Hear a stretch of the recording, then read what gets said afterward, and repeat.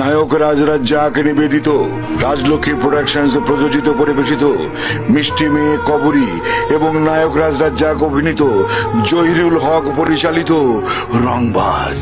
রংবাজ মানসারুল ইসলামের ভয়েসে যখন হ্যাঁ ভাই এই কথাটা শুনি, তখন 90 দশকে বিটিভিতে চলা বাংলা সিনেমার প্রোমো বা ট্রেলারের কথা মনে পড়ে যায়। উইকেন্ডে সিনেমা হলের বাইরে টিকিট কাটার লম্বা লাইন, আর হলের ভেতর মানুষের উপচে পড়া ভিড়। সিনেমা দেখতে দেখতে গানের তালে তালে নাচানাচি, তালি দেওয়া, সিটি বাজানো, সবই ছিল এক সময়কার বাংলা সিনেমার রেগুলার রীতি। সেই সোনালি সময়।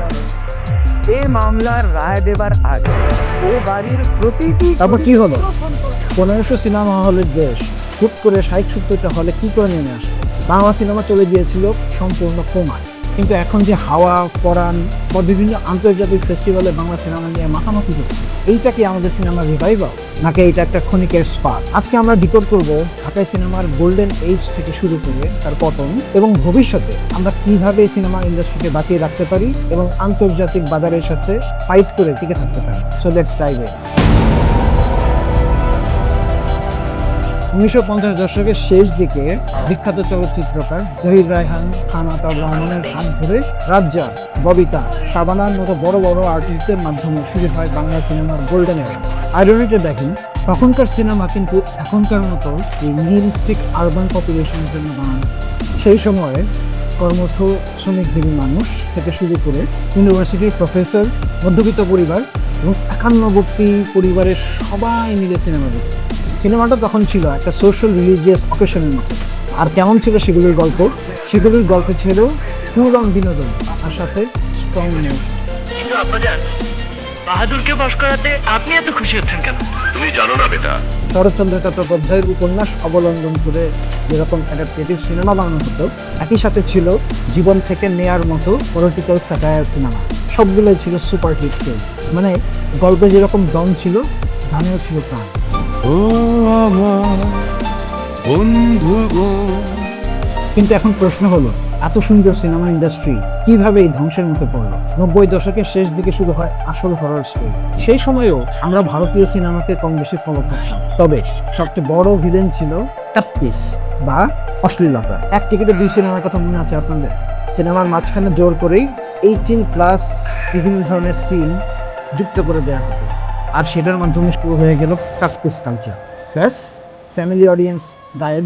ইউনিভার্সিটি অফ এডিনবার্গের সোশ্যাল অ্যানথ্রোপোলজির প্রফেসর ডক্টর লোটে হুক আমাদের সিনেমার অশ্লীলতার সময়টা নিয়ে একটা বই লিখেছেন, যেটা একটা বিশাল রিসার্চ করা বই। এই বইয়ে গবেষক বিস্তারিত বিশ্লেষণ করে দেখিয়েছেন কিভাবে বাংলাদেশে 2000 সাল থেকে 2006 সালে বানানো বি গ্রেড অ্যাকশন সিনেমার মাঝখানে কেটে লোকাল পর্নোগ্রাফিক ক্লিপ, যেটাকে পরবর্তীতে টাপ্পিস হিসেবে উল্লেখ করা হয়, জোড়া লাগিয়ে প্রত্যন্ত অঞ্চলের বা উপজেলা শহরের হলগুলোতে দেখানো হয়েছে। অশ্লীলতার যুগের ভয়াবহতা এবং নানা ধরনের পুলিশি অ্যাকশনও সে সময় নানা ধরনের মেইন স্ট্রিম মিডিয়াতেও উঠে আসে। মধ্যবিত্ত দর্শক যখন দেশীয় সিনেমাকে বর্জন করা শুরু করলো, তখন সিনেমার লিজেন্ডারি আর্টিস্টরাও আস্তে আস্তে সিনেমা ইন্ডাস্ট্রি থেকে ভেঙে গেলেন।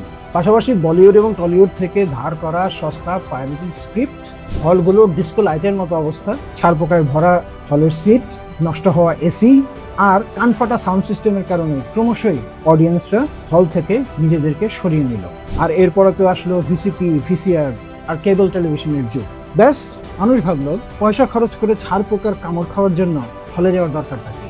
ঘরে বসে স্টার প্লাস দেখা যায়। তাই 1500 হলের এই বিশাল ইন্ডাস্ট্রি ধপাস করে পড়ে গেল। 2010-এর পর থেকে দেশীয় সিনেমাতে একটা আধুনিকতার ছোঁয়া কিন্তু আমরা লক্ষ্য করি। নিজের যদি হইতো তাহলে টের পেতেন। জেল, ফাঁসি, জগৎ সংসারে এগুলি পুরুষ মানুষের জন্য। তবে আসল ধামাকাটা আসে কোভিডের পর, 2021-22-এর পর থেকে। আমরা দেখলাম রেহানা মারিয়ম নূর কান চলচ্চিত্র উৎসবে অনেক প্রশংসা করাচ্ছে, আর দেশের মাটিতে হাওয়া আর পরাণ রিলিজ হওয়ার পরপরই সেই গোল্ডেন সময়কার মতো দৃশ্য দেখা গেল। হলের বাইরে অনেক মানুষ, টিকিট পাওয়া যাচ্ছে না। মানুষের মনে সিনেমা দেখাটা প্রেরণা জাগিয়েছে।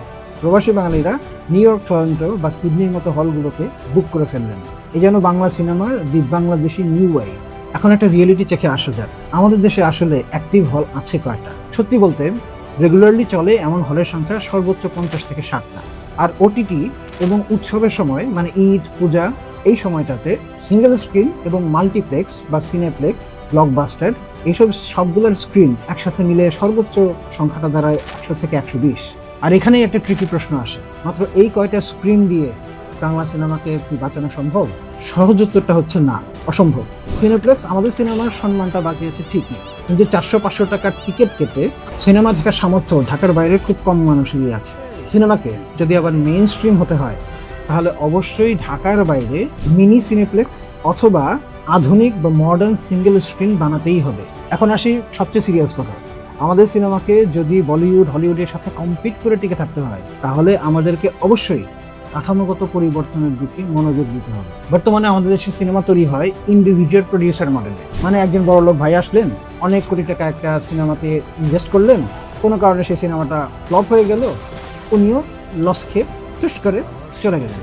এইভাবে কোনো সিনেমা ইন্ডাস্ট্রি তৈরি হয় না, দাঁড়ায়ও না, টিকেও থাকে না। সিনেমাকে টিকিয়ে রাখতে হলে অবশ্যই স্টুডিও সিস্টেমকে ইন্ট্রোডিউস করে দিতে হবে। স্টুডিও সিস্টেম মানে Yash Raj films, Marvel studios, Warner brothers, তারা যে মডেলে চলে সেই মডেলকে বাংলাদেশে অ্যাডপ্ট করতে হবে। স্টুডিও সিস্টেম থাকলে প্রথমত ফাইন্যান্সিয়াল ব্যাকআপ, একটা স্টুডিও সিনেমা হল এবং মাল্টিপ্লেক্সের সাথে চুক্তি করে বছরে 10 থেকে 12টা করে সিনেমা প্রডিউস করবে, আর সেখানে 2-1টা সিনেমা যদি ফ্লপও খায় বাদবাকি সিনেমা তাদের ইনভেস্টমেন্টকে উঠিয়ে নিয়ে আসতে সাহায্য করে, ফলে এটা একটা সাস্টেইনেবল মডেলে পরিণত হয়। দ্বিতীয়ত ইনস্টিটিউশনাল স্ট্রাকচার, মানে এইখানে স্টুডিওর নিজের হায়ার করা স্ক্রিন রাইটার থাকবে, থাকবে মার্কেটিং টিম এবং কপিরাইট দেখার মতো লোক থাকবে।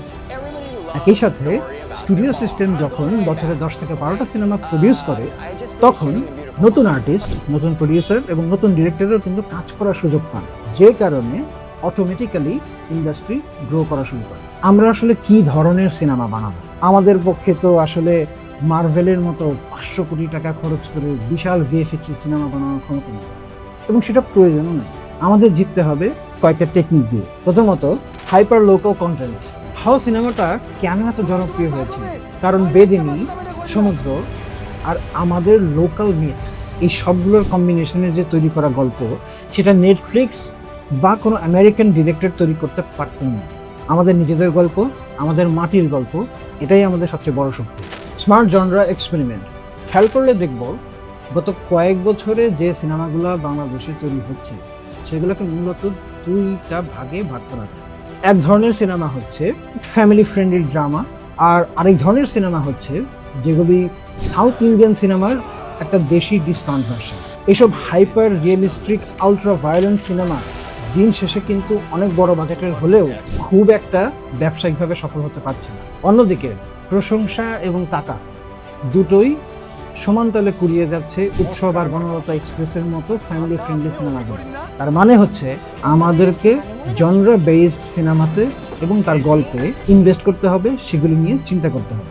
বিশাল বাজেট ছাড়াই টাইট স্ক্রিপ্টে সাইকোলজিক্যাল থ্রিলার, পলিটিক্যাল স্যাটায়ার অথবা আরবান ড্রামা দিয়ে কিন্তু অডিয়েন্সকে খুব সহজেই আটকে রাখা সম্ভব। OTT to theatre cross over, Hoichoi, Chorki এই ধরনের ওটিটির কল্যাণে দেশের দর্শক অলরেডি নানা ধরনের ডার্ক থ্রিলার গল্প দেখে অভ্যস্ত এবং তারা সেগুলোকে পছন্দ করছে। মেকারদেরকে এই হাইপার রিয়েলিস্টিক গল্পগুলোকে লার্জার দেন লাইফ করে তৈরি করে থিয়েটারে নিয়ে আসতে হবে। সো বটম লাইন হলো, আমাদের গল্প আছে, ভালো মেকার আছে, এমনকি সিনেমা প্রেমী একটা তরুণ দর্শক শ্রেণীও তৈরি হয়েছে। এখন দরকার স্ট্রাকচার, দরকার সরকারি পলিসি এবং দরকার লোকাল পর্যায়ে সিনেমার জন্য ভালো থিয়েটার তৈরি করা। এই 2টা জিনিস ঠিকঠাক করে জোড়া লেগে গেলেই বাংলাদেশের সিনেমাকে আশা করি কেউ আটকাতে পারবে না। আপনাদের কি মনে হয় আমাদের সিনেমার এই যে রিভাইভাল দেখতে পাচ্ছি, এটা কি একটা ওয়ান হিট ওয়ান্ডার, নাকি আমরা আসলে রাজত্ব করব? ফিরে আসবে আমাদের শিখ গোল্ডেনেরা? কমেন্ট করে আমাদেরকে জানান। ভিডিও ভালো লাগলে লাইক, শেয়ার দিন আর সাবস্ক্রাইব করে আমাদের সাথে থাকুন।